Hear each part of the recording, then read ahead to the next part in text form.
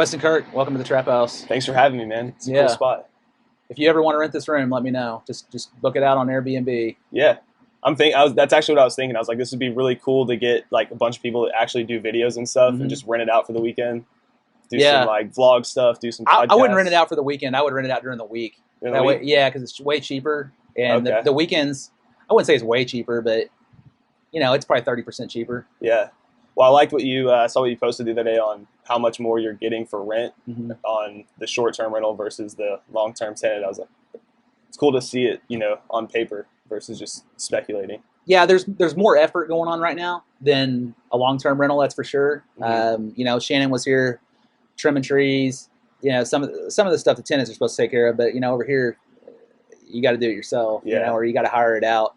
So I'm in the phase right now. This is my very first Airbnb. Never done this before. I'm in month 3, and I'm just trying to figure it out.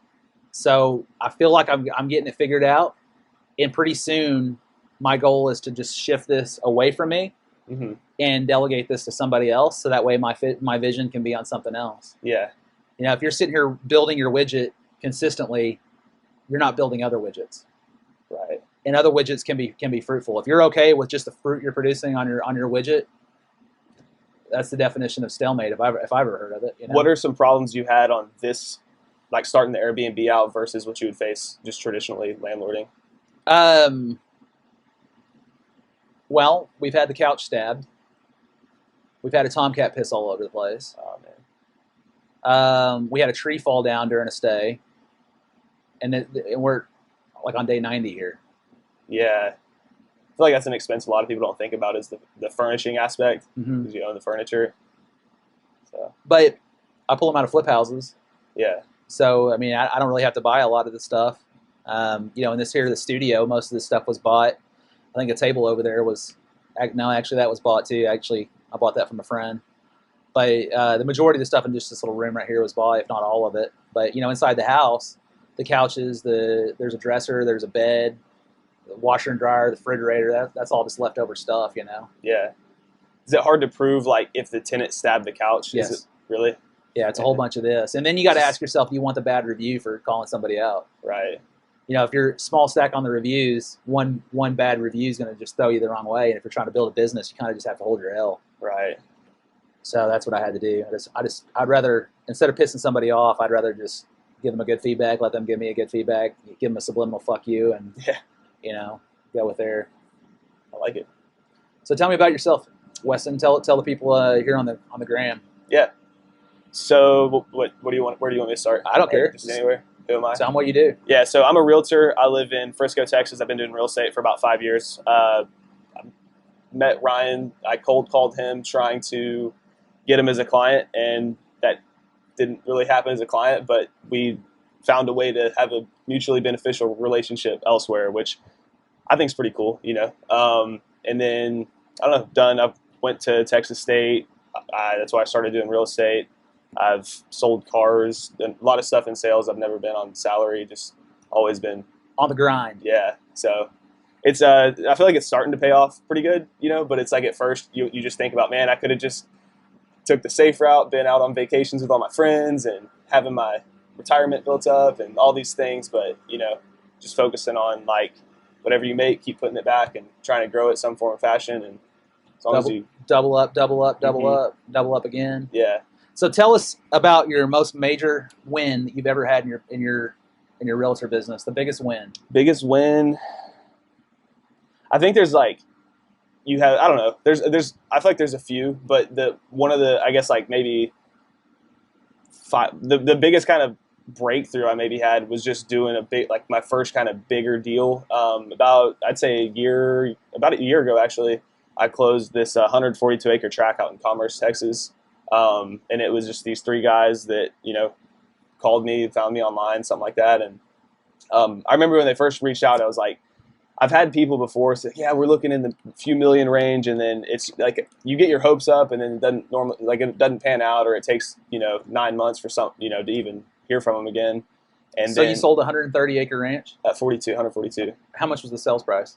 It was at about 900,000, I'd say. And you got paid 3%? Mm-hmm. So $27,000 to Mhm. be like, how I just pulled that out of my hat. Yeah. I just play with numbers all day. It's like, oh yeah. You know the math better than I do. It's Yeah. like, My wife called me on the other day. She's like, "How'd you figure that out so quick?" I was like, "What's college? Yeah. I don't know. I learned that in third grade. I don't know. But anyway, so you made $27,000. Somewhere in there. I mean, you have fees and all this other Right, stuff too. broke. You got to pay your Yeah. broker out. And I then met you got him. He's a nice taxes. guy. He's got his hand out. Like, hey, Yeah. son, right here. I taught you all this. Once You his piece got of to the get my pie, cut. he actually, and he too, he didn't. I feel like I'm at a place that takes pretty fair cuts for what they provide, so I'm not like upset about it. But it's not like you walk away with the full, and then you got taxes. And what percent does your broker get? So EXP takes 20% up to whenever until you pay him 16,000 out, and then True West Realty Group, which is Sean's team that I'm on, takes 5. So 20. Now, if he sends me, like, say for example, I get a deal that he provides, then he takes a bigger cut. So I want to say because there's like a referral fee versus just the team fee. Right. But he stays pretty fair and he doesn't overcharge because he wants to keep his agents. But then he's got to make sure that he's not losing too much money on it. So well, it makes sense because I have a data fee. You're getting my data, right? Yeah. Well, when you hit a lick off that data, you got to pay the data fee. If you don't pay the data fee, pretty soon the data just doesn't show up anymore, and you kind of need that to show up. So it's really funny too because like so many agents complain about this, and I actually met this agent. I think he was at Keller Williams. I met him at a bar in Frisco the other day. Yeah, overheard him talking about doing real estate and stuff, and he's like, "Yeah, I'm at this. I'm finally at the point to where I just want to be on my own." I was like, "Well, how long have you been doing real estate?" He's like, 1 year, 2, and I was like, "Let's pause real quick because he's right." Okay. Here. Yeah, I was trying to like focus on it. Yeah, let's let him go. Yeah, he's just doing his job. I love this house. It's just sweet, man. I like it. All right. Is that THC? No. It's nicotine. What's wrong with you, Weston? A lot. We hotboxed this room. Oh, for real? The other night we did. Yeah. Did you just run the ozone or? No. Just let the next people bitch about it and say, well, I'm sorry it was the tenants. My bad. Anyways. All right, you were saying. Yeah, so I just think a lot of agents complain about the fee they pay their broker or whoever they're with, right? And I met this guy at a bar the other day. He worked for Keller Williams, and he's like, really talking about how I'm at this point where I'm ready to kind of go on my own, and he's talking like he's killing it and all that stuff. And I was like, well, how long you been in the business, 2 years? And I was like, where are you getting your deals from this year that you killed it so much on? He's like, Zillow leads. I was like, well, does your broker provide those? Yeah. Yeah. And I was like, look, man, I don't want to like rain on your parade, but you kind of need that guy. Think about like where you're getting your deals and what's going to happen. Like if you're talking about going to 100% commission brokerage but you're getting absolutely nothing from them. I've been with those companies before. I've been with HomeSmart, and you only pay $500 per transaction, which is great. I only joined them because I was coming back from Colorado, and I had a few deals with my family, and I was getting back into it full time. Yeah. And then I stayed there, and I just realized like if I'm going to build a career out of this, then I'm going to need some level of support. And I also don't want to be at a broker that's just charging an outrageous fee and then not pulling their weight. And I feel like I found a good place to, Yeah. So on the investment side, I'm kind of like the no broker guy, like there was nobody looking over me the first couple of years like this dude you're talking about. Like I didn't have anybody sending me data. Mm-hmm. Like the guys that they don't work for me, but the guys that I call them on my team that I send them data, like they got to use the shit out of that. Like I got one guy, I actually got a handful of guys that you can tell they're hustling on that list because they're always calling me. They're like, hey Ron, we got a deal. Hey Ron, I think we got a deal. Hey Ron, I'm working on this deal. It's like, and then I got a bunch of people that don't even call that data, and I'm about to have to just cut them off. And because there's a big expense to that. Mm-hmm. So I kind of feel like the broker that's providing leads, so therefore I need a cut of that, or a data fee. Yeah. But I think it's tough for them too, because like I think that when you don't have anything to compare it to, like when I first started and I was paying my fees, I didn't know anything about real estate whatsoever.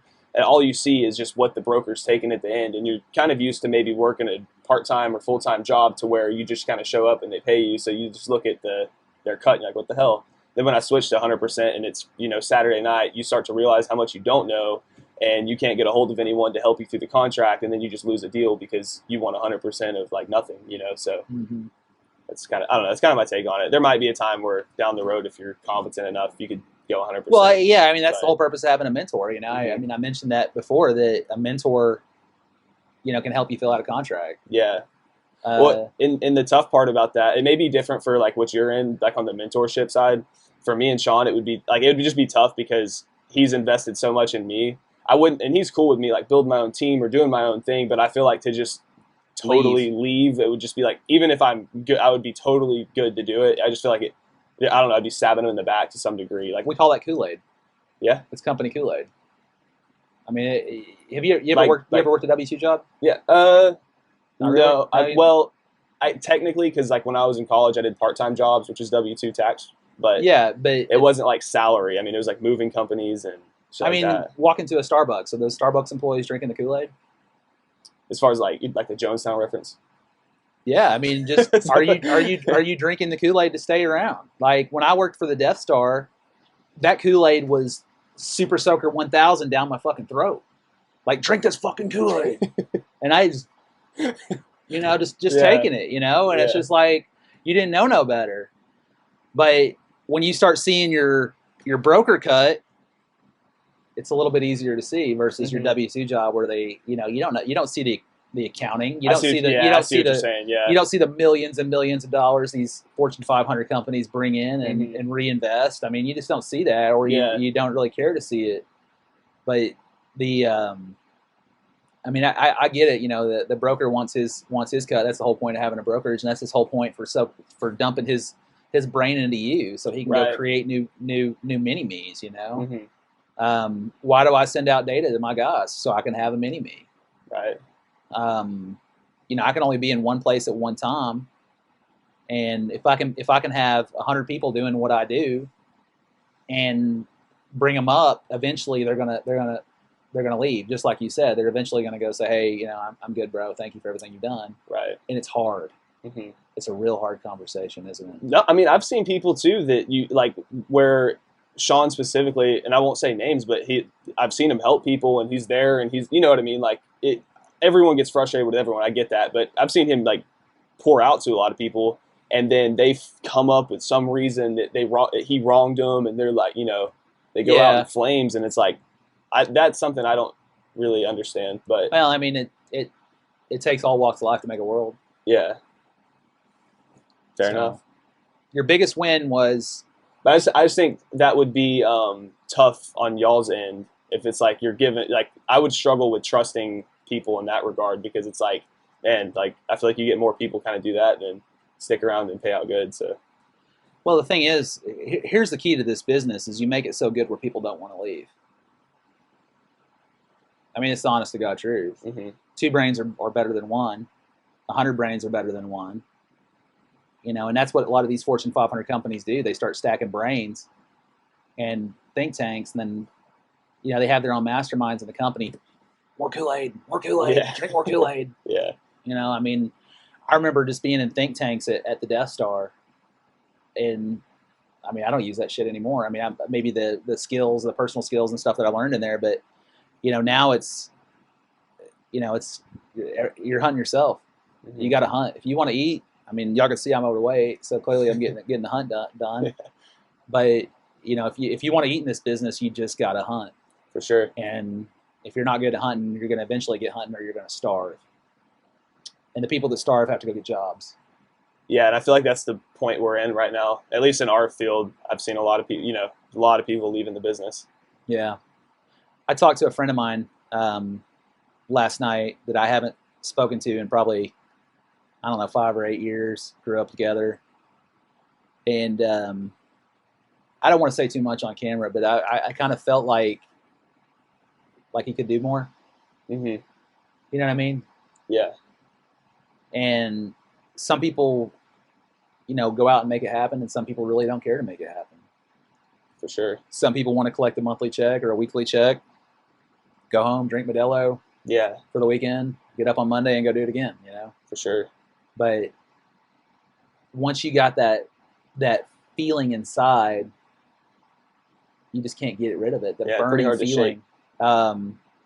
It'll be a Saturday or a Sunday afternoon, and all of a sudden I'll start feeling anxious, like anxiety.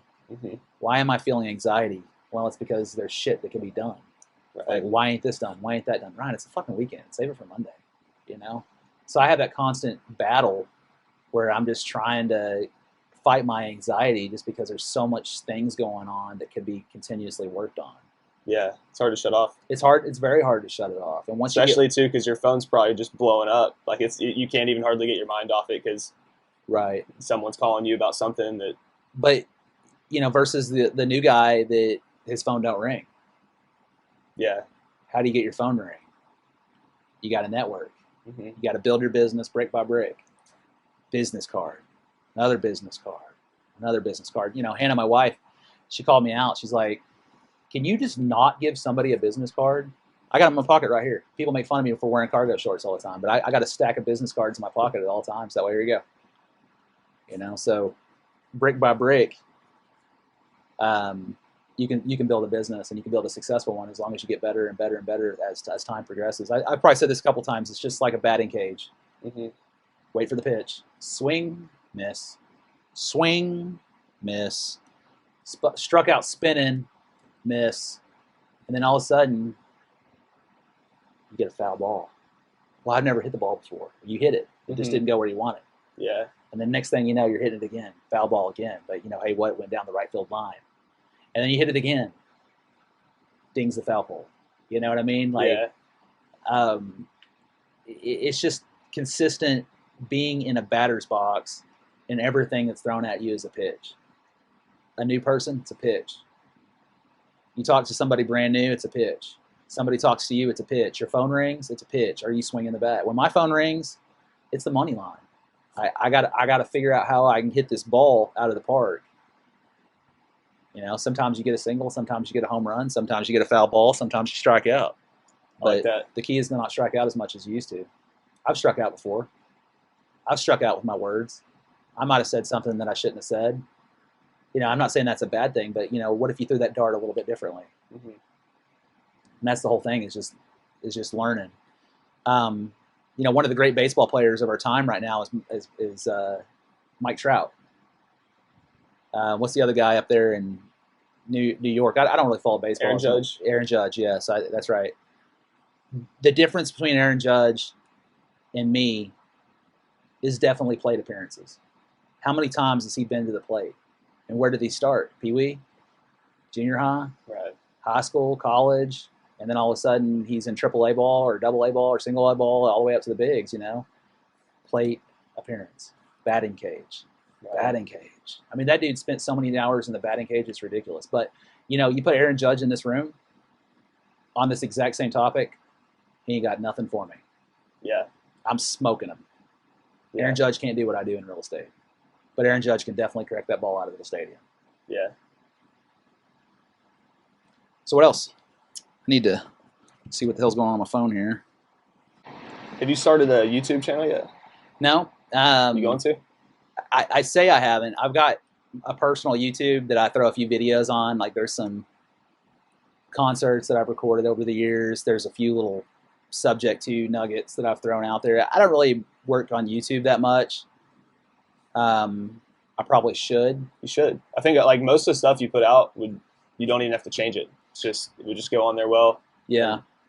Urban, my executive assistant, that'll be part of his baby. Yeah. Is to get stuff onto like the YouTube. one you did a video. It was almost like a vlog when you went to Panama. I think it's like it'd be perfect for YouTube right there. Yeah, that's some stuff that I want to kind of throw some time at or throw some effort at. Mm-hmm. When we start getting into the technology field, bro, I'm pee-wee baseball trying to swing the bat. Like I just don't know what I'm doing. Yeah. So I've brought in some talented players that once they get off of certain projects are going to be getting on that. I would say, man, beginning of next year, you're going to see a little bit different from me. Once I get some stuff caught up, get some vision, I think that things are going to explode. I was talking to Erone today. If you don't know Erone, Erone's actually recording this video right now. But I was talking to Erone about different stuff, and I was telling him about Irvin, my new executive assistant, and how Erone just thought, he's like, dude, I feel like you're on the cusp of something big. I feel like I'm on the cusp of I something. think you are too. Your videos are really different and they're produced well. I mean, I feel like you're doing all the right things. Only reason Yeah. I say YouTube is it's just like the video's already made. All you got to do is just put it Upload there. it. Yeah, like that's what's hard for me on a lot of stuff that I'll do. Like I hate Instagram, I hate TikTok. I really don't like Facebook that much, but it's like I already made it. Like I log into TikTok once a month. really, but it's getting posted like every day. Right, I don't do it. Yeah, I don't publish videos. My team, Eron and Sheik, their team publishes them all. yeah, And I literally have my hands off. I mean, the only thing I do is put this little microphone on, build sets like this. hmm But as far as the actual video recording, the editing, all that stuff, I ain't got time for it. yeah. No, I only all I do on there is post and then record and stuff. And but it's still I would like to get someone to post, but I'll get there eventually. Yeah, it takes money. Yeah. It really does. Well, it's just like even on like I did it for a period of time, and I'm just like I could get a better return right now putting this somewhere else, and it's not that hard for me to post. I just simply don't like it, So I want to challenge you over the course of 12 months to spend $50,000 on shit that you might not see a return on your investment. okay, Like, I bought a limousine. Why the fuck do you buy a limousine?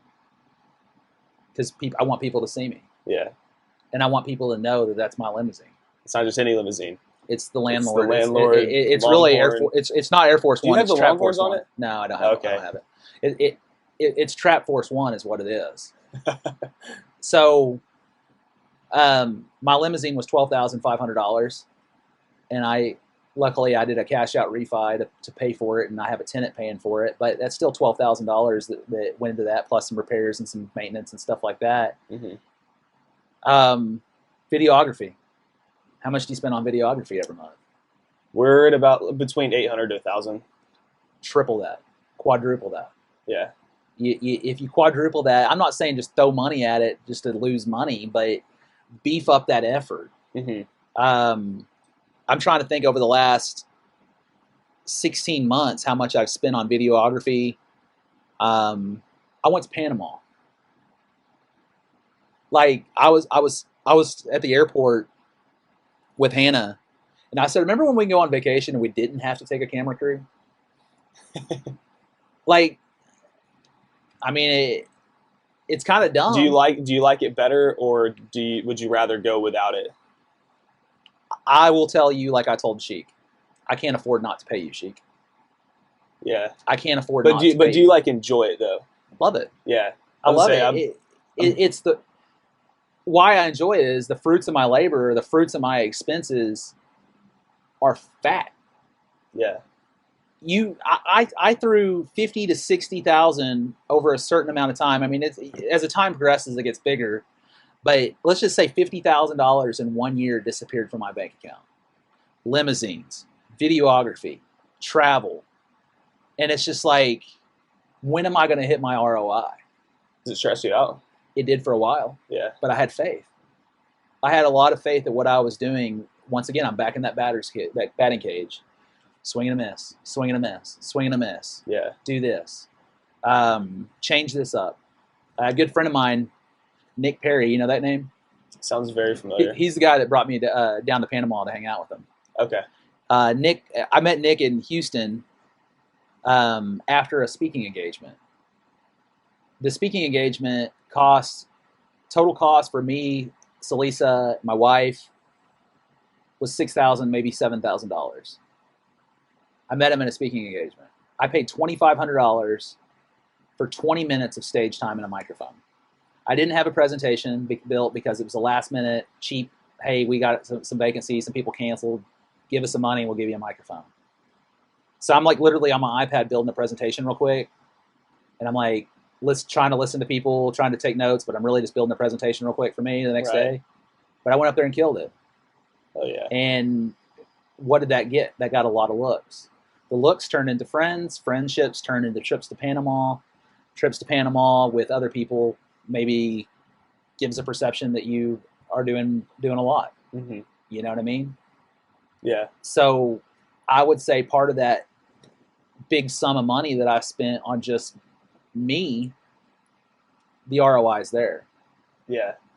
Do you have times where when you're kind of moving fast, spending a lot of money on that kind of stuff, and then you're not seeing the ROI? Like, do you have times where you kind of slow down and then just kind of rethink the direction of things, or do you just keep moving fast and then something works out? Like, Yeah, I mean, if it's working, you got to improve it. You still got to mhm, look back. I mean, the old saying, if it's not broke, why fix it? right, Because there's always something that could be better. right, I had an architectural teacher in high school. He would never hand out 100.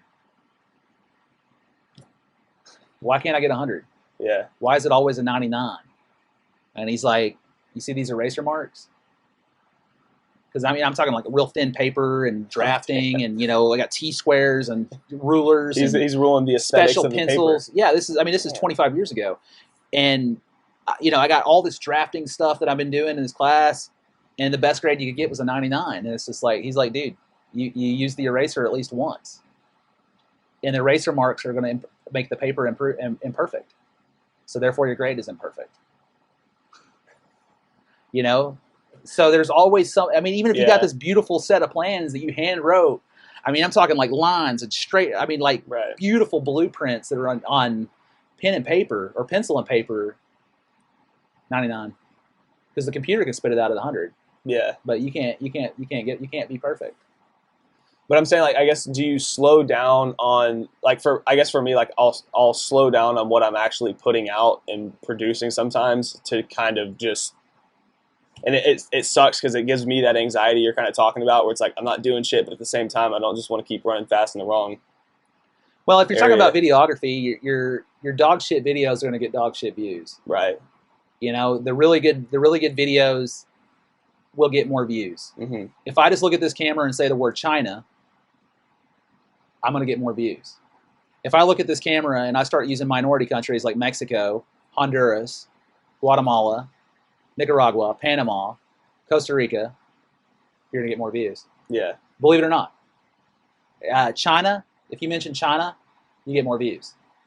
It's dumb. Yeah. So, but at the end of the day, why do I want you watching my video if I'm talking about China when I'm sitting here talking about real estate? It can artificially hype up your videos. I mean, I guess it's not really artificial. I mean, because it's Yeah. real true. But the shit that gets the big videos, if it doesn't pertain to your business, it wasn't really worth it. Yeah. But spending money on me and building my brand was 100% worth it. Hmm. My friend not Alvin, Edwin Calvo, really good friend of mine. He was a groomsman of mine. He said, Ryan, you got to start doing content. Nah, bro. Nah. He's like, nah, bro. You got to start doing content. Months pass. Nah, bro. Ryan, dude, you got to do some content. You got to do some content. Nah, bro.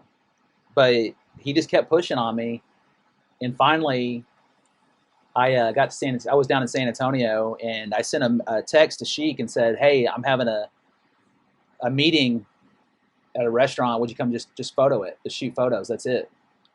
He's like, "I'll do it for $400." Sweet. Okay, come on over. We get there. It was at Papacitos, and there was 5 people at a table. And he was like, "I thought we were doing an event." No. He brought his camera crew, and I was like, "I just wanted to talk to you." So if I got to pay you $400 to talk to you, I got to pay you $400 to talk to you. I didn't have to pay him the $400. He just snapped a few photos. They went by the waist. I don't even know if they were ever sent to me. And I was like, Sheik, I want to get some videos. I'm in Dallas. You're in San Antonio, and it's like I want to try it. And Sheik said, I've heard about you, that you're a man of your word. And he said, I want 90 days. I want at least 3 months. Don't be the guy that just wants, a few videos and be done. He said, I want 90 days.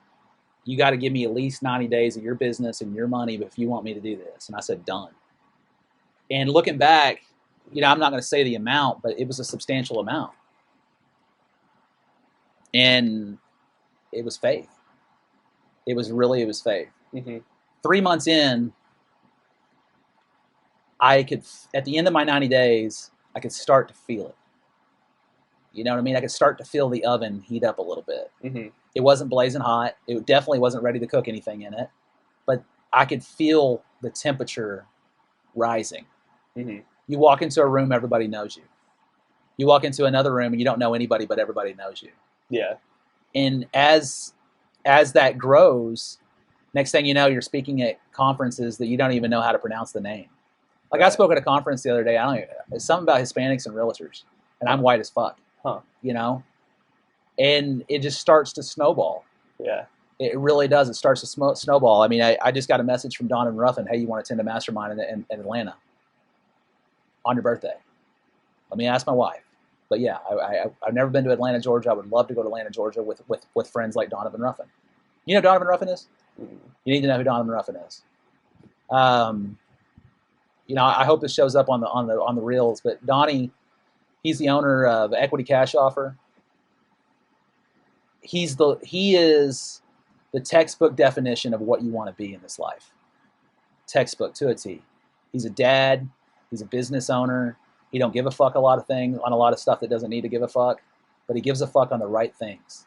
Yeah. And that's relationships, that's employees, that's deals.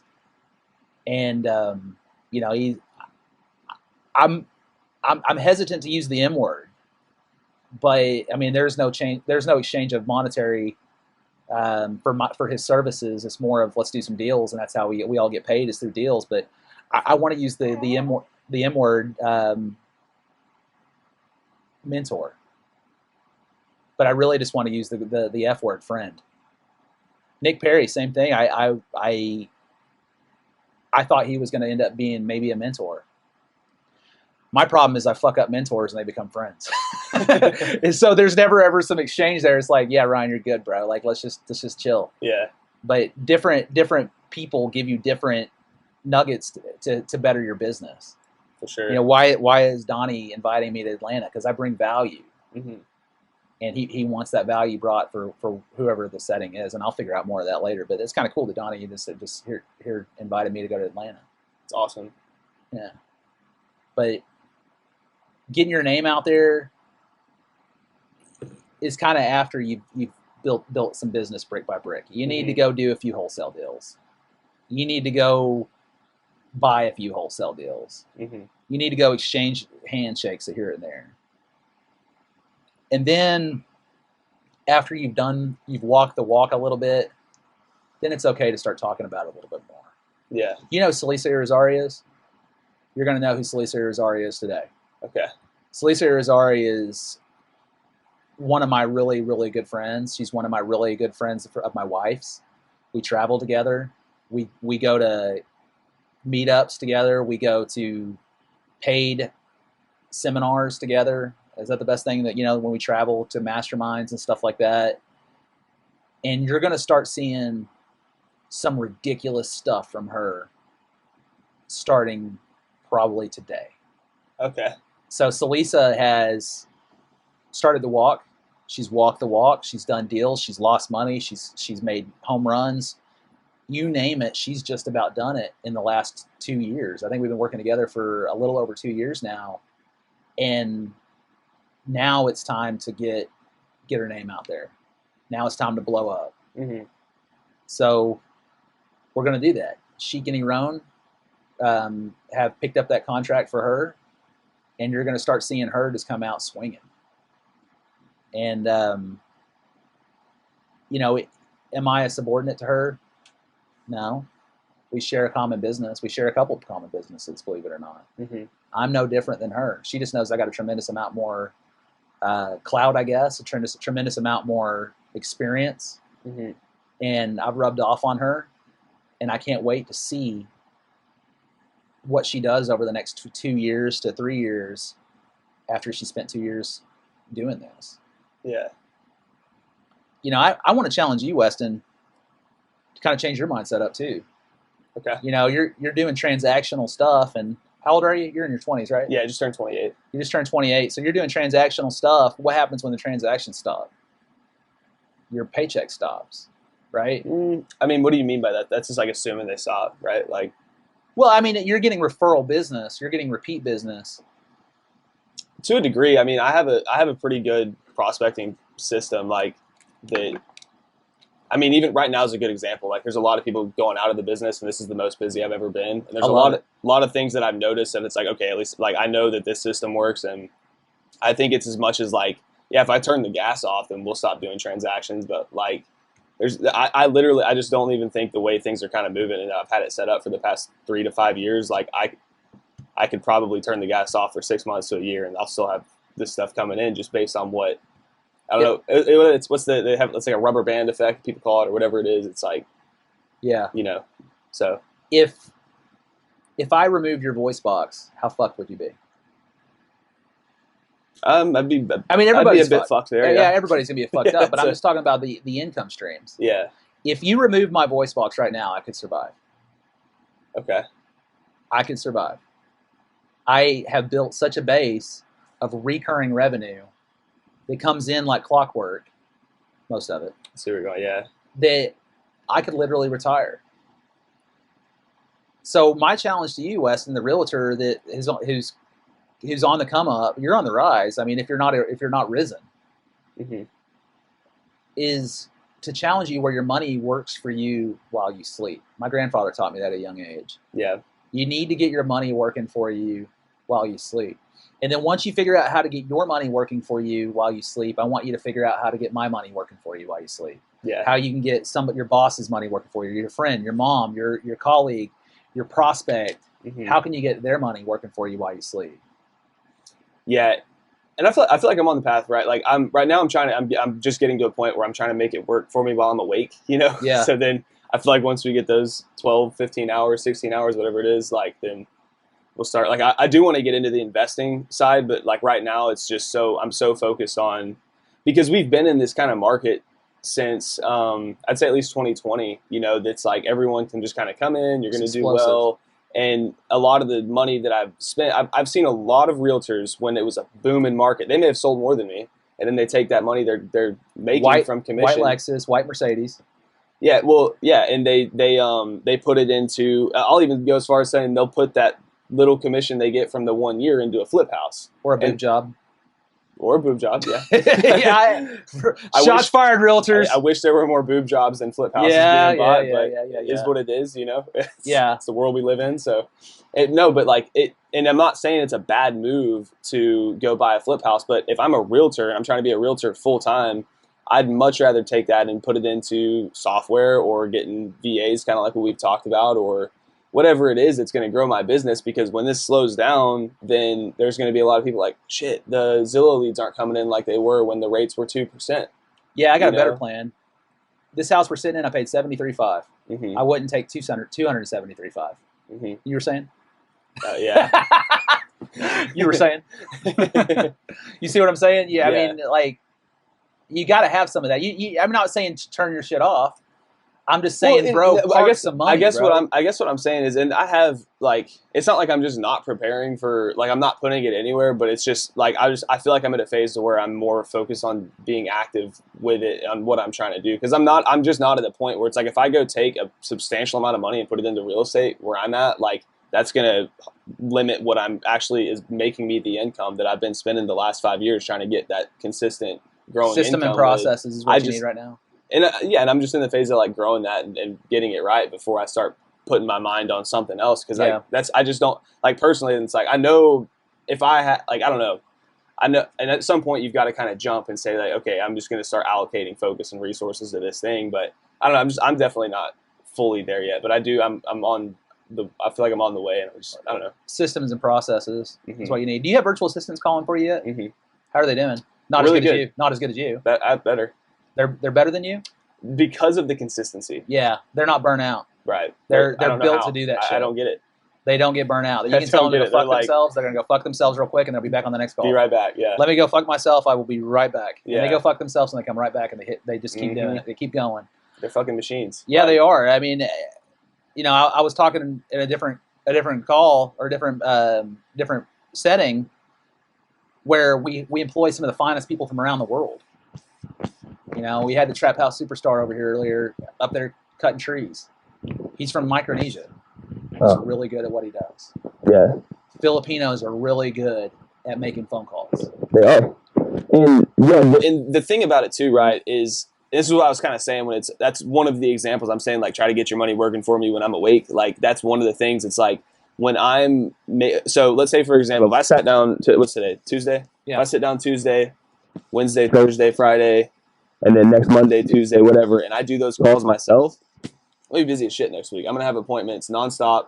And when I'm in those appointments nonstop, I'm not going to have the time to make those calls, right? So Right. the important thing is, like, So while you're I'm having running around, she's making more calls than I'm making, and then I'm coming back to see, okay, what's on the calendar, follow-up call. After the follow-up call, then we got just send the agreement out. And it's just like, shit, this is so much easier than just running around like a chicken with your head cut off. Like, okay, I got to do my calls from 9 to 11. Now I can't set appointments from 9 to 11. So I have a virtual assistant literally launch a Skype. That's her job. She's a cold caller, but she also launches a Skype. And because she's loyal, she does her job, she's proven herself, she's been around a while. Mm-hmm. So she launches a Skype, and I pay her to watch all the virtual assistants to make sure they're not sleeping. Dude. And then she'll send me a recording when they're dozing off, and then I got to go have the coaching session with, like, dude, what are you doing? Yeah, that's good. Irvin, my newest virtual assistant, I don't even want to call him a virtual assistant. He's an executive assistant, but he is virtual. His job is to coach him up or coach him out. And I told him that. Yeah. Like, we got these virtual assistants that are falling asleep, they're not doing their work. We need to coach them up or coach them out. Right. And we got one virtual assistant that she falls asleep a lot. She's real active in the church. And I just cut her hours back so she could get rested. Like, clearly this isn't working for you and you're really into the church. So Friday, Saturday, Sunday, Monday, you're off. Tuesday, Wednesday, Thursday, you're working. That way you can do all the church things, and you're just going to work part-time over here. I don't want to lose somebody that's trained. Yeah. Just because they can't stay awake. Yeah, and it's like pretty interesting too is that, so I'm from Decatur, which is like a really small, conservative, predominantly white town. They still have a Miss Me sign for Trump up there, by the way. Miss Me? Yeah. That kind of town. So when there was a period where I did real estate out there, and when you have VAs calling people in Decatur, doesn't go so well. It don't work very well. But when you move to somewhere like Frisco, where it's a very diverse city, right. Plano, McKinney, then a lot of those challenges you face on the objections and then not being part of the culture go away, because there's a lot of foreigners over there. So it's like, it's pretty cool to see that you just get, based on location and where they're calling, you can kind of improve that too. Frisco, Irving, Prosper. Those are just, they're just national there. You're going to have Indians there. You're going to have Bangladesh. You're going to have just a big melting pot of people. And those guys are smart. Those are smart motherfuckers. Very smart, over there. Very smart motherfuckers over there, those places. And, it takes all walks of life to make a world go around, for sure. But that shit don't fly in Decatur, dude. In Bowie, Texas. Cold call Bowie, Texas with a virtual assistant that has a little twang to their voice. I sold Click. Yeah, I sold my buddy a place in Bowie. Back in 2020, sold it and moved out. But yeah, Bowie, it will not fly. Montague County. There's a lot of dope cooking going on in Montague County, though. Yeah, and the thing about the foreigners too is, like, what's really cool is most of my clients are foreigners, like the vast majority. And every time I do a deal with them, like different cultures, different ethnicities, I feel like I learned something in negotiating, like negotiation wise. I feel like I picked something up because they are hardballers. Like they will really wear people down and get the most money out of things. And you pick something up, like, at least I do. Well, that's awesome.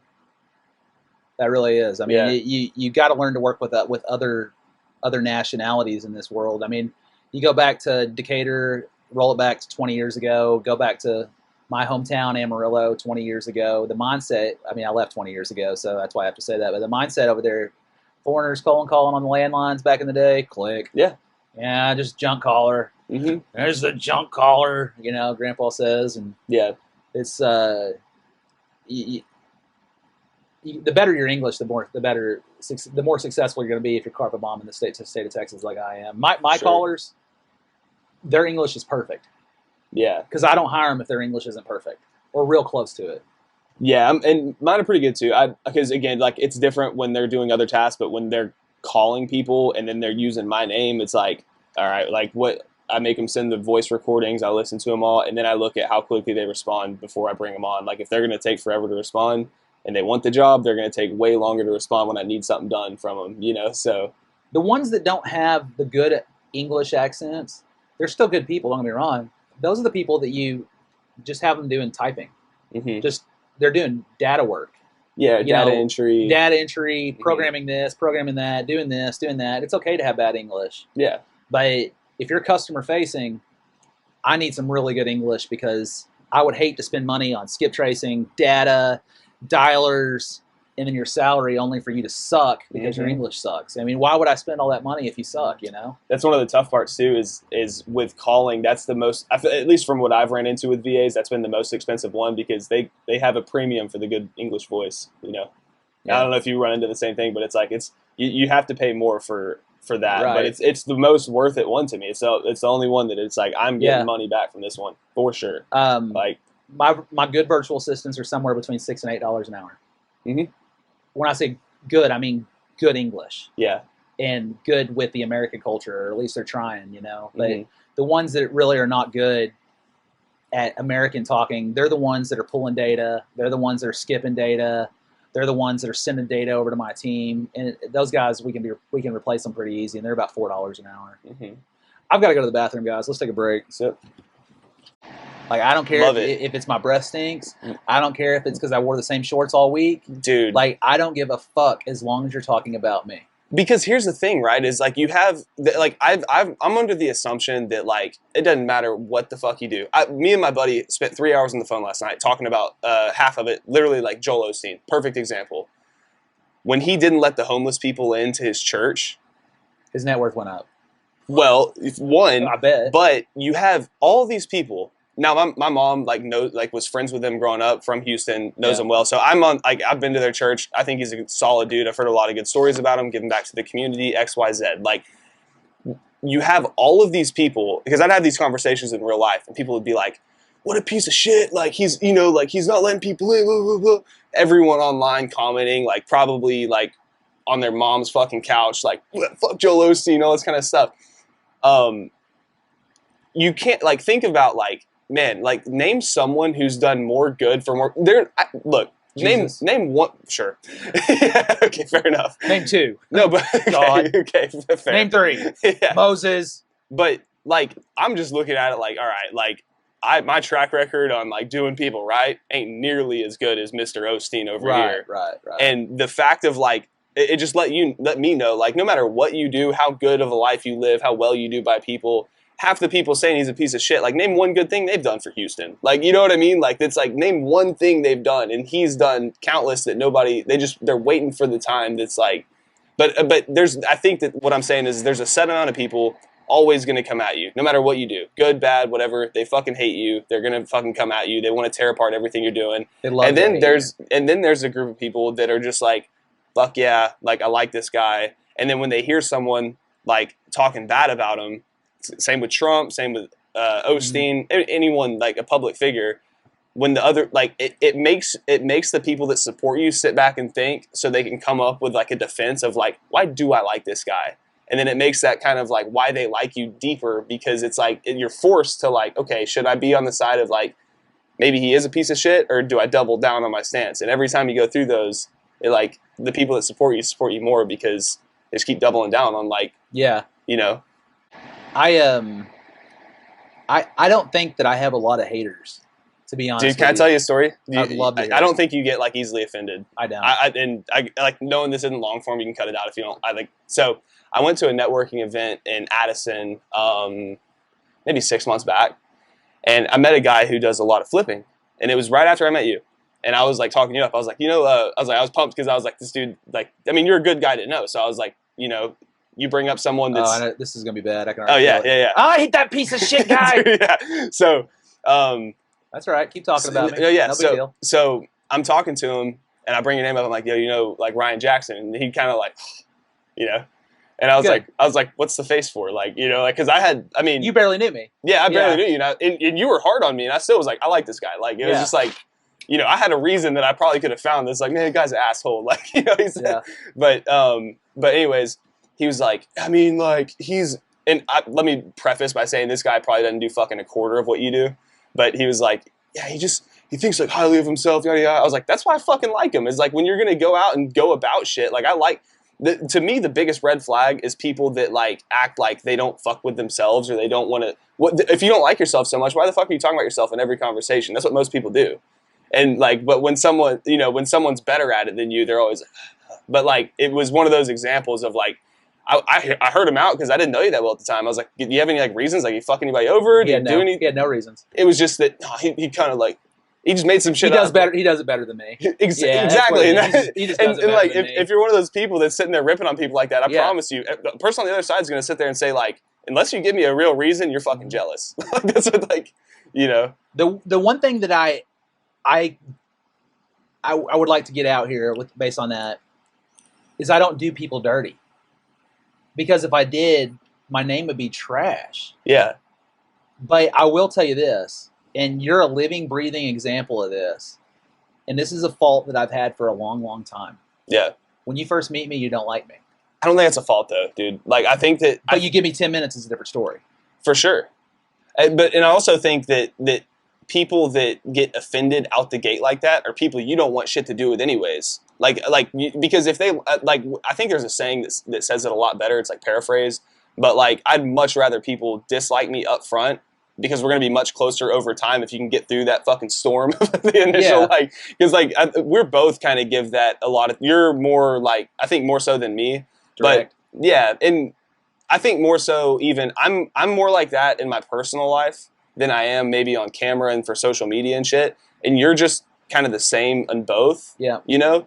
What you see is what you get. Yeah, but like in my personal life, I get a lot of that same shit too. Like a lot of people like don't like me, but like, but again, most of my friends are people that I've been friends with since first grade. I don't really want to like spend the time to like. I've got a good group of people. I've got a great network. I've got like, you know, not saying I'm not trying to keep growing, but I don't need, you know, I don't need to like thirst over people liking me and shit. So I'm very upfront, transparent. If we click, we're gonna do business together, and I've got people like that. I send. And we talk about it too, like Clear Title. I use Clear Title on fucking everything, like because they're good to me and they like it's our relationship. I'm sure there's and you'll my wife. Yeah, there's better people maybe out there that would do like, but they're second. They're not first. Yeah, right. But it's our relationship, right. And it's like y'all have done at a time when maybe I was having a hard time, or like when y'all were there for me in a time when a lot of people weren't. So I owe it to you to like. That relationship. I'm a very loyal person in those regards. Yeah. But again, you don't get that loyalty from people who like if people just say slick shit that they like you up front, and then it's just this kind of like game to play throughout that you're managing these relationships and shit like that. Like, and I think we're all guilty of doing that at times. Like I certainly am. Like there's, you know, I had a kind of T in the road I faced within the past couple of years where I'm like, all right, look, like a lot of these relationships aren't panning out long term. It ain't them. Like it's got to do something. It's got to be you. It's got to be some shit I'm doing, and then it forces you to think, you know, like. But yeah, I mean, with you, I think that's why I liked you out the gate, because you didn't hesitate to do shit. But then it's like, all right, like here's the test, right? Like you do video stuff. Would you be open to doing video stuff? We do video stuff. It's like, okay, like if there's something semi-mutually beneficial, you know, like. Yeah, you can find value in anybody. If then let's find a way that works for both parties, and we'll work together and where we can, and like. That works out, then your transparency on not giving a fuck up front goes a long way, because then when you say something positive that you mean, it means something. Like, whereas a lot of people that, you know, yes men, it's like, I got a phone call yesterday, and it was a cold caller, and it was a rookie, because the reason why, the way I know it's a rookie is because he's actually calling. Non-rookies don't call anymore. Mm-hmm. Veterans don't call anymore. They don't.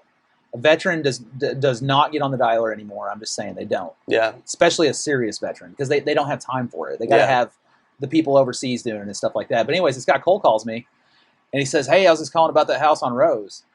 Well, it's an Airbnb. I didn't say that. Like, what about it? Yeah. Let's see what your plans for it. I told him, I said, "Are you buying a computer?" He goes, "Yeah." I said, "Go to this website."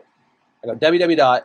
And before I could say airbnb.com/h/trap house on Rose, he goes, "No, I'm good."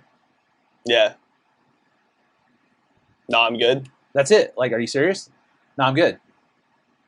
Click. Damn, dude. Click. And I literally sent him a text message, and I bet I could pull it up real quick. It's kind of funny. So he didn't even look up the. No, he just said, "I'm good." Damn. Let me find this. While you're doing that, that's why, like, it might be why we got along. Like when you said, "Look, you know, like look me up or whatever," I looked you the fuck up, and I was like, "Well, it's going somewhere with it. Like, you know. I really want to show you this. Yeah, here it is.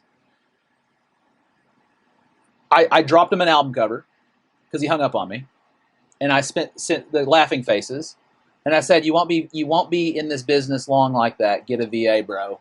And he said, "Like what? Going strong for 3 years, pal. Don't worry about me." And I said, "Send me your deals." But literally, I mean, if you're calling about a house, and all I want to do is just drive you to the website, because if you really want to buy this Airbnb, like, did you see it online? I don't know where. I mean, you probably just pulled a list, but I just wanted him to see what he wanted to buy. If you're serious about buying the Trap House on Rose, here it is. This is going to answer every fucking question you got. And this tells you how short term a lot of these people are. And push back, because I know, like, you said, like, I'm not on the roster being worked with or whatever, but, like, let's put in perspective, right? I don't think in fucking this year, next year. I think in 5, 10, 20, 30 years. So let's say, I'm sure that maybe someone on your roster, and I'm not banking on it either, by the way, disappears. Whether they fuck up, whether fall over dead, they could die. Yeah, they could fucking do family shit and say, I'm not doing this anymore. I'm retired. Yeah, I'm sure I may not be 1, 2, 3, but I might be 7 on the list. Like, you're higher than that. I might be queued up. You've actually you've queued up a little bit more since you've been in this room. So okay. I'll be honest with you. I'll take that. I would just say that outside of partners, you would definitely be considered. Yeah. But also, you go back to the clients that you have, you got to babysit them. Bro, there ain't no fucking babysitting over here, dude. Yeah. The only babysitting you're getting is, where's my fucking seller's disclosures? Yeah. Fill them out. Yeah. You know what I mean? Right. But, I don't know exactly where I'm going with this, but people love to hate you, hate to love you. And my point on that, too, is, like, that response and the interaction on the phone is fucking crazy to me. Because even when you're, like, there's been multiple times you're like, no fucking shot. And I'm like, that's fine. But, like, what? It's almost like the batting cage. It's relationships, dude. It's all relationships and batting cages. But, like, to me, even if I had sucked shit on the phone, it's like, for example, that text, been going strong 3 years, bro. One, like, I feel like one, I have this, like, I was raised in a real Christian home, so I had this, like, philosophy, at least, or this, like, kind of, like, maybe it's what do you call it, like, superstition. That's like, if I get that kind of ego, then God's going to come check me real quick. Like, that's on a lot of things I do. So I never have that tone, I don't feel like. I might think it, but I'm definitely not going to type it out and send it, or I'm not going to say it on the phone. But just, like, two is just, like, you're bringing it up to me right now. You're probably going to tell me who it is off air. And then I'm going to know about this guy, and I'm going to know he's not as good as me. And it's like, I just think about, like, where you, like, for you, and you're different too, because you're doing this all the time. If you're just a normal landlord and they respond like that, that's the fucking most entertaining shit, exciting shit of their day. They're going to go tell their wife. They're going to go tell their girl or their side chick. No, just kidding. They're going to go tell, like... Well, I mean, I just dropped him an album cover, and he's clearly cold calling people. You found a fucking buyer. They're not thinking about how their name's getting spread. Right. And that's the shit that's, like, I'm not gonna lie, dude. Like, when we talk about anxiety, I get that shit every night. Like, I interacted with a lot of people today. Some great, some not so great. I'm not thinking about the great ones. I'm like, man, like, I beat myself up over, like, fuck. And not even of, like, I'm not, like, hard on myself as far as, like, oh, I'm not perfect in this regard. But it's more so, like, I need to figure out how to make these interactions go better, because I don't want my name spreading too bad. You don't want it to be muddy. Yeah. You don't want the water to be muddy. Or if it's getting spread bad, I want people to understand, like, well, that's just that person talking crazy. Like, that's not a reflection of me. That's them being jealous or envious or whatever the fuck it is. Like, it's not like, because it's not, at least if it's getting spread bad, it's not like something I did, I guess. Yeah. So cut. Well, I think what we need to do here is, I'm going to text this guy. Here's the website I wanted you to see, so you could I like how you just actually see what you're buying. And now I'm going to force him to see it. Like, yeah, I'm forcing you to see it. Now you can't help. .com/h/the Trap House on Rose. Let me know if you want the trail rent rolls. If you are a wholesaler, I'm a buyer. Don't give up so easy. There you go. One of the problems that I have, I guess, is I give too much feedback. Is it really a problem though? No, I'll be honest, dude. Like with the first call we had, I was like kind of pissed about it for a little bit. I never like said anything. I never let it come. I never let it. You held your L. You just held it. I did, but at least I try not to let it come between a potential relationship or things coming. But, and now we're like good friends. Yeah. Well, another thing too is like it's good for me to get pissed like that. Like I need to sit back and get mad at like shit I'm doing wrong, and I need to reevaluate. If you didn't do that, I don't know if I'd have like full-time VAs. I wouldn't force me to take the risk. And then, but it does come from like I will say that you're in a place to where I did have to kind of get to know you a little bit because like and then understand that you're actually doing well because there's a lot of people that fake shit and there's a lot of people that give unsolicited advice and try to tell you to do this, this, and that. And I think the only I won't say it's a problem that you give feedback. It does force me to think, but I think that sometimes with like we do different things. Like the real estate shit is my career, and I take a risk to be self-employed. I take that risk into like taking the earnings and putting into podcast shit and my time, and it's all I'm already like leveraged on risk to pay. I've got bills and other shit, so. But I think that sometimes like we do different things, but it's not bad to like sell. Like if you love what you're doing and you believe in what you're doing and you're doing well with it, and like with me, I see that over time, then it's going to be like, okay, well, like, I trust what he's saying, and I do need to think about this different. That fucked up cold call that you called me on. Yeah. But you never knew me. Let's talk about it. Was it profitable or was it not profitable? I'd say profitable. 100%. Yeah. I'm not going to say it on camera, but there's been dollars in your pocket. Oh, yeah. I saved your fucking ass. Yeah. And saved somebody else's fucking ass. Yeah, definitely made money on it. Yeah. Yeah. Isn't that crazy? Yeah.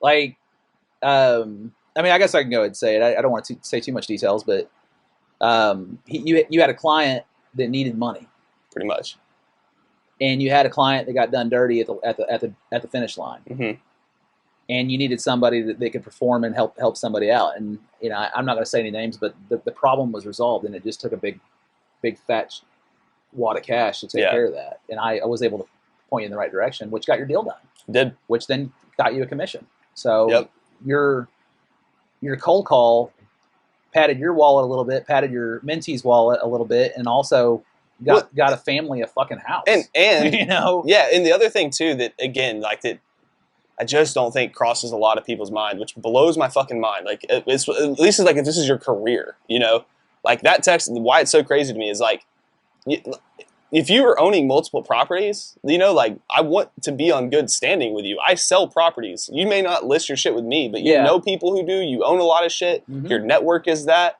Like, and I'm kind of the same way, man. Like, there's a lot of I have mentees under me for realtors. Like, I'm pretty good at that stuff, and I've got like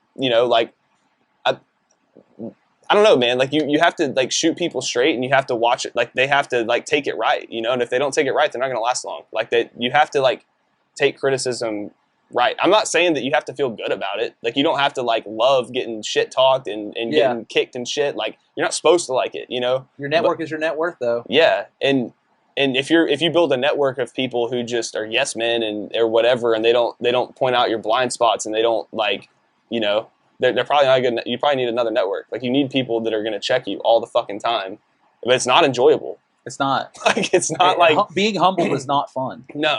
But I think it's a little more like fulfilling. It's a little more like long-term gratification, which that's a whole other conversation, what we're missing in today's society. But like, it's almost like working out. You don't want to go to the gym every day, but like it would make you healthier. Yeah. You don't want to get people fucking ripping you every day, but like, damn, you'll be better if they are. Like, I don't think you were here earlier, but the neighbor who didn't speak Spanish or didn't speak English, she came over and she started speaking in Spanish, and Iron was like, "So, ¿tú hablas español? You speak Spanish?" And I go, "Hablo poquito español, estudio español, and mi abuelo es pandanaria." Yeah. Just a little bit of Spanglish, just kind of. Right. And then she started yapping, and I shot down. But anyways, I got Diane on the phone, and she translated. But anyways, this lady, all she wanted was her trees trimmed. And she's 2 doors down, and all she wanted is just a little bit of tree trimming, not a lot. And I already got my tree trimmer here. Yeah. And anyways, I go over there, get Diane on the phone. Anyways, her son comes out. Make a long story short, she just needs her tree trimmed, and she wanted to know how much it would cost to get her tree trimmed. There's 4 cuts. 4 or 5. That's it. 5 cuts and haul them out the front door or out the gate. And this goes back to what you were saying about your image and stuff. She wants to know how much it is. Well, it's nothing. That's it. It's free. Yeah, because you're my neighbor. I live here. Here's my business card. I buy trap houses, and I would like for you to just keep an extra set of eyes on this house. Yeah, dude. And it's just you scratch my back, I scratch your back. Yep. But at the end of the day, she knows I buy trap houses. And man, that goes so far today because that shit is missing. Like there's not much of people like. We're in such a myopic society where everyone only thinks about themselves, what they get from it, this like immediate return. And again, I think a lot of that comes to like social media and people are getting programmed to get that like quick fix, serve me, you know. My business card has made me over $100,000. Just that stupid I buy trap houses business card has made me at least $100,000. At least. I mean, I don't know how much it really has made me, but minimum. You know, the one thing that I missed out on is by not having that relationship earlier, because there's a couple houses down the street that are trap houses that literally just got bought up. Yeah. That's a missed opportunity because I didn't get my name out there. Let me ask you, like, when you started doing, like, really putting yourself out there, because it's fairly recently, right? Like, yeah, about 14, 15 months ago. Yeah. Yeah. Were you ever, like, in your head about it? Were you ever like, fuck that, did I make the right move? Or, like, do I look, like, worry about how you come off or anything? Or were you just full force, like?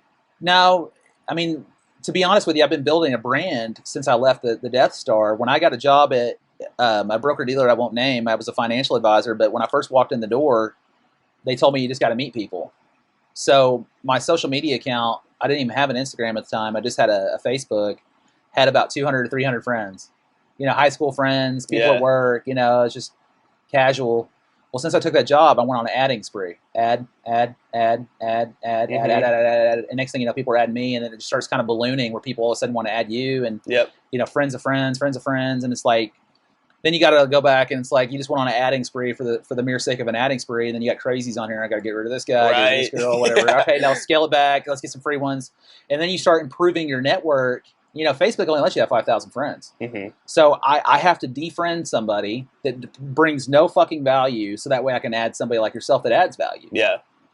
Pretty sure you did, too. Like I had to. Yeah, because I tried to add you originally, and it was like, sorry, Ryan's maxed the fuck out on friends. So then what I'll do is I'll throw something out there that might be a little controversial, or a little bit left or a little bit right, or something that not everybody agrees with, and they kind of just fall off. What's I've never seen you post left. I don't really post a lot of left. I mean, there's some left that I don't want to get into, but you know, sure. I agree with some of the left, but not very much. Yeah. I mean, I'm more center right than anything. But you don't talk about much politics on? No, because it pisses people off. Yeah. You know, politics people off, and sometimes I can't help myself. Yeah. But I've come to the conclusion that both sides of the fence are fucking idiots. Yeah. You know, did I vote for Donald Trump? Yes, twice. Yeah. Am I going to vote for him again? I don't think so. Really? Yeah, he's got 37 fucking felony charges. How the hell do you, like, I got homies that have dipped on felonies. Yeah. But not 37 of them. Yeah. I mean, see, now I got the World Wide Web mad at me like, are you serious? You're not going to vote for Trump? I'm kind of leaning towards DeSantis, to be honest I like DeSantis. Remember, I think I would vote Trump, though. Well, do you want riots in the streets again? Do you want Black Lives Matter going fucking nuts? I don't think it'll happen the same way. Like I'm friends with my friend group is like extremely diverse, and seeing the reaction that, you know, like literally like people from the hood that used to fucking hate him now, like he's funny, or like he's really grown on people after seeing what this kind of presidency has like done. Yeah. And what, like, you know, how the best way to put it is like how taking an emotional stance on things can really fuck shit up in a short period of time. Right. So I think that, like, yeah, they're still probably not happy about a lot of the shit he's doing, but I don't know that it would cause riots the way it did before, personally. Donald Trump. I do think DeSantis would be more digestible to a lot of people. He's more presidential. Donald Trump is a pompous asshole who's a very smart man, who's ran business, who's done a lot of good things for this country, but there's certain things that I don't necessarily agree with 100%. He made a comment that we're going to burn clean, beautiful coal. Really, dude? Really? You know, he said some shit about veterans, and then he had to. Wait, what's your hang up on the coal? It's not clean and it's not beautiful. It's coal. It's not clean, beautiful coal. It's dirty as fucking nasty shit. I mean, go scrape your fireplace. Yeah. You know, that's what's going into the atmosphere. And You know, as far as like you're just talking about like oil and gas stuff like that. Yeah, or? I mean, he just makes a few bonehead remarks. And we can stop the politics. No, we're fine. Company We're point. fine. Like, what are you against?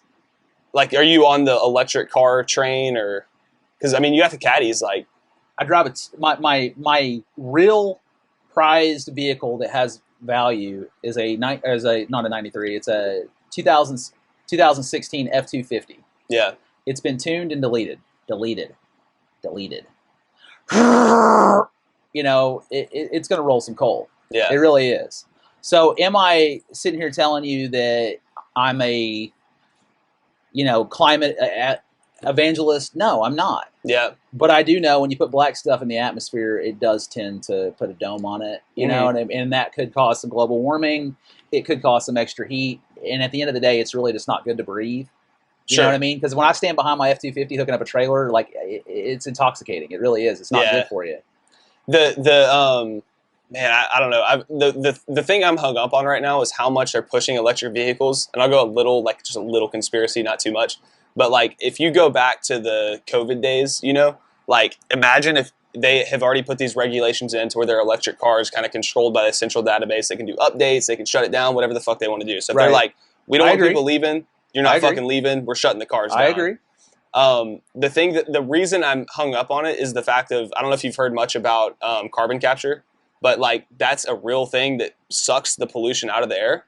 And I'm not upset of the fact that they're pushing electric cars. I think it's good. I think it would be cool to have people make their own decision and to be there, but to like regulate not selling them is like a little concerning to me, because like if we're focused on like solving the problem of pollution, at least bring carbon capture up. Like there's not a lot of people that really are familiar and like understand what it is. I'm like, well, didn't Elon say that he paid somebody $100 million to figure out how to carbon capture? I don't know. Did he? I think so. Look, banning the water heater that runs on gas. Mm-hmm. I'm not about that life. Yeah.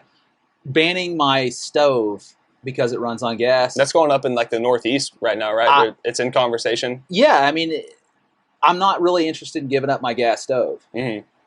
But if it makes sense financially for me, then I might do it. That's why they start throwing taxes at you to try to get you to move off to it. But do you ever concern that like them incentivizing you to go that route is them exercising another form of control? Yeah. Yes, I do. That's what gets me. Like, Yes, do you sleep well at night if you take that incentive?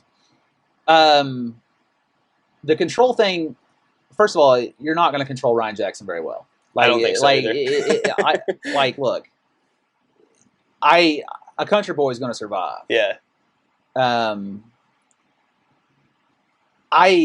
I agree that we do need to start pulling some carbon emissions. The controlling thing, it can happen. I mean, I went and looked at a house on Saturday that I almost bought yesterday, but they pussyfooted around. I went to auction today, unfortunately. But the solar system was turned off. Like, what the fuck? How do you turn a solar system off? They're like, yeah, we didn't pay the bill, so they killed it. It was had a Tesla battery and everything. Mm-hmm. So if they can kill your solar, they can kill your electric vehicle. For sure. So yes, I 100% agree with that, and that's why I will always have some kind of combustible engine for transportation, forever. Yeah. Because if they can do that, then what happens when they start shutting off the gas pumps? They start shutting off the gas pumps. Now they have 100% control.